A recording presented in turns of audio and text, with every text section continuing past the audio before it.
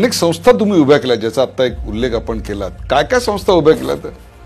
स्वतःचा व्यवसाय चालू केला, इलेक्ट्रॉनिक्स आणि कम्प्युटर्स. बॉर्डरवर असणारं इलेक्ट्रॉनिक यंत्रणा उभी करणं किंवा संदेश, बिनतारी संदेश वगैरे अशा प्रकारच्या बरेचसे सिक्रेट प्रोजेक्ट आम्ही डिफेन्ससाठी माझी कंपनी करतो. मला अभिमान आहे. मी एक शेतकऱ्याचा पोरगा उद्योग व्यवसायात आलो.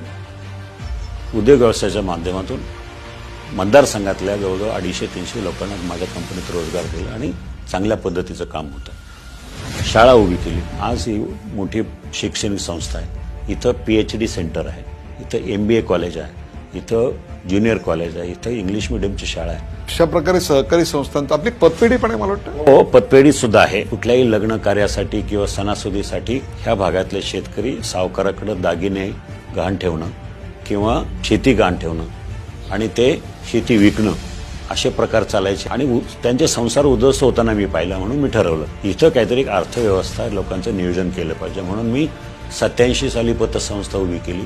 त्या पतसंस्थेमध्ये आज 300-400 लोक काम करतात. सर्वसामान्य शेतकरी आला, त्याच्याकडे काही जरी नसलं तरी कर्ज देतो. मोठ्या प्रमाणात व्यवहार आहे. तिथं लोक काम करतात आणि संस्थेचा विस्तार संपूर्ण पुणे जिल्ह्यात आहे.